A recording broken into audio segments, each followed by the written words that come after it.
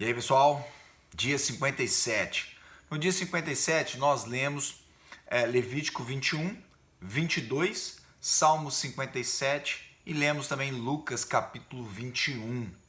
Dentro do livro de Levíticos, que nós já estamos finalizando aqui no dia 57, vai mostrar em vários momentos, algumas coisas que eles não podem, né? Não devem fazer, não devem se contaminar, não devem se tornar impuros.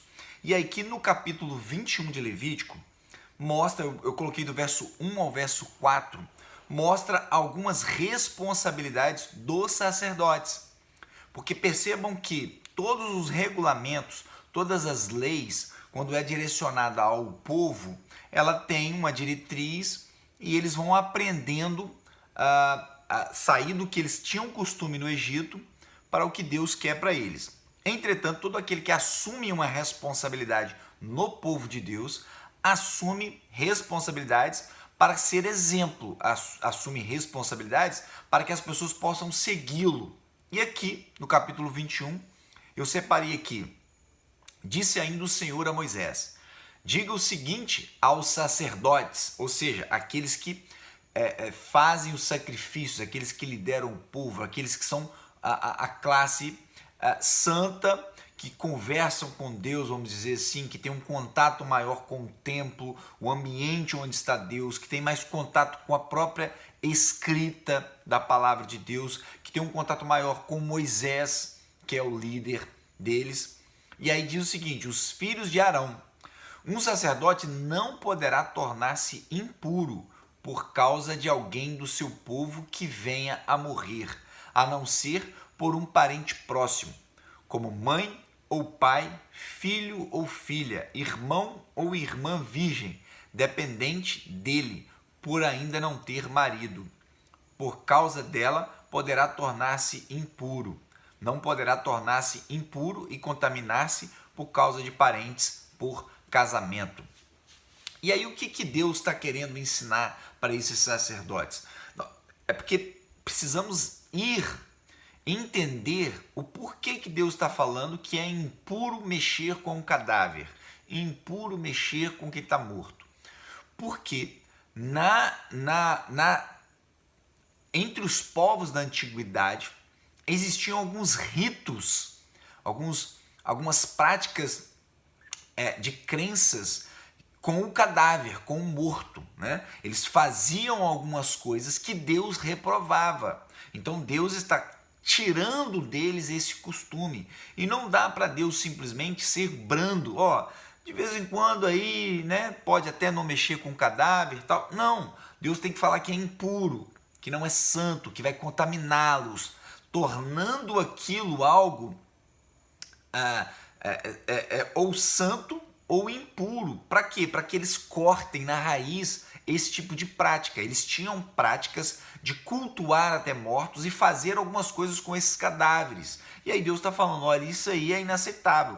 Para o sacerdote, então, que tinha contato com Deus, completamente proibido. Ele não podia se tornar impuro, exceto aqui ele dá as exceções. Por que ele dá as exceções?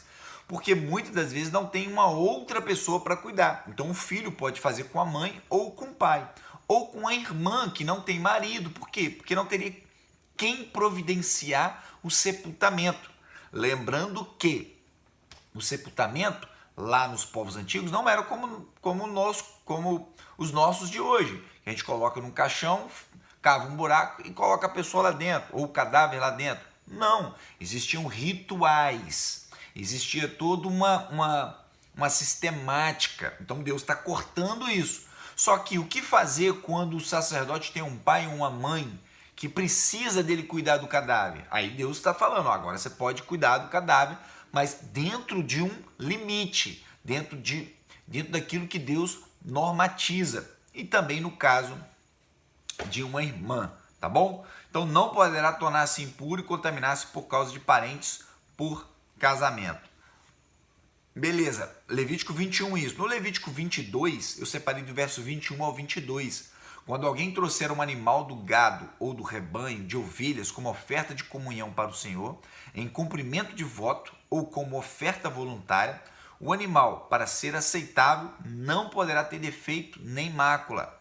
Não ofereçam ao Senhor animal cego, aleijado, mutilado, ulceroso, cheio de feridas, com fluxo. Não coloque nenhum desses animais sobre o altar como oferta do Senhor, preparada por fogo. Aqui é muito simples. Deus não quer o resto. Deus não quer aquilo que nós não queremos. Deus não quer o nosso lixo. Deus não quer aquilo que para nós já é desprezível ou desprezado. Deus não quer. Porque imagina o seguinte, se Deus começa a aceitar um animal com defeito, a partir daí ninguém mais leva o melhor para Deus. Começa a levar o que sobra para Deus. Então se eu tenho um animal que é caolho, só tem um olho ou cego, eu vou levar para Deus, porque ele já não me serve para nada. Então eu entrego para Deus. Isso Deus não quer. Por quê? Porque Deus precisa criar neles a ideia ou a seriedade que é servir a um Deus separado. No capítulo 19 nós vimos Deus falando, vocês devem ser santos porque eu sou santo. Vocês devem ser separados porque eu sou separado. Então vocês devem me dar aquilo que vocês se dariam, vamos dizer assim, aquilo que é o melhor de vocês, vocês dariam para mim, vocês vão dar para mim. Aquilo que é melhor, aquilo que custa para vocês, aquilo que tem valor para vocês, vocês vão entregar para mim. Entendem? É assim deve ser também os nossos dias. Devemos tomar cuidado, como no capítulo 21, de não misturar, não trazer as coisas mundanas para dentro das nossas vidas. E não estou nem dizendo para dentro da igreja, porque nós somos a igreja, a noiva de Cristo. Não devemos trazer algumas coisas cultuais, da cultura do nosso tempo, para Jesus, achando que isso é normal, que podemos fazer isso lá e depois vir aqui também e agradecer a Deus e louvar a Deus. Não, Deus não aceita. Deus quer exclusividade. Essa é a palavra. Aqui no capítulo 22, Deus também quer o melhor. Entregue o seu melhor, o melhor do seu tempo. Às vezes nós deixamos para fazer nesses horários, 10, 11 horas da noite, nós vamos ler a Bíblia. Não está legal, prepare o melhor horário. Obviamente, às vezes nós não conseguimos. Tudo bem, não deixe de ler. Leia, nem que seja à noite. Mas preserve um tempo para oração, para meditação, para leitura da palavra, para estudo da palavra. Tire tempo para conhecer o seu Deus. E o salmista vai dizer para nós, no capítulo 57, dos céus ele me envia a salvação. Põe em fuga os que me perseguem de perto. Deus envia o seu amor e a sua fidelidade. Queridos, se Deus envia o seu amor e a sua fidelidade, o que ele espera de nós também é amor e fidelidade. Não só para com ele, no vertical, mas também para com o próximo, no horizontal. Devemos amar e sermos fiéis, sermos pessoas confiáveis, sermos pessoas justas, sermos pessoas que demonstrem a imagem e semelhança de Deus, que é o que eu falei no vídeo anterior. E aí Lucas capítulo 21 vai falar para nós assim: quando virem Jerusalém rodeada de exércitos, vocês saberão que a sua devastação está próxima. Pois estes são os dias da vingança, em cumprimento de tudo que foi escrito. Como serão terríveis aqueles dias para as grávidas e para as que estiverem amamentando. Haverá grande aflição na terra e ira contra este povo. Cairão pela espada e serão levados como prisioneiros para todas as nações. Jerusalém será pisada pelos gentios até que os tempos deles se cumpram. Queridos, essa passagem do capítulo 21 de Lucas, que vai do verso 20 ao 24, é importantíssimo entendermos. Por quê? Porque Jesus aqui está mais ou menos próximo do ano 33, próximo de morrer. Jesus, então, ele está profetizando, ele está revelando, na verdade, o que vai acontecer, o que, na verdade, para nós já aconteceu no ano 70, que é a destruição de Jerusalém. Jesus está dizendo que naqueles dias seriam rodeados. A história nos prova de que Jerusalém foi rodeada pelos exércitos de Tito, né? Tito era um general do imperador Vespasiano. Tito, então, com essa conquista de Jerusalém, destruição de Jerusalém, chega depois a ser também um César, a ser imperador.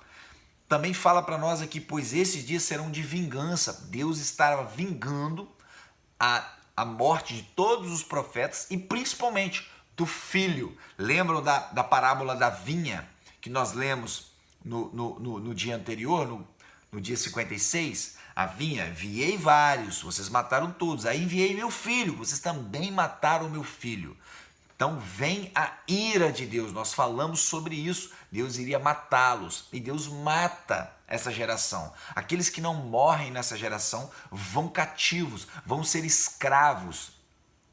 A história prova para nós que o Coliseu em Roma foi construído por 12 mil judeus escravos que foram presos aqui no ano 70.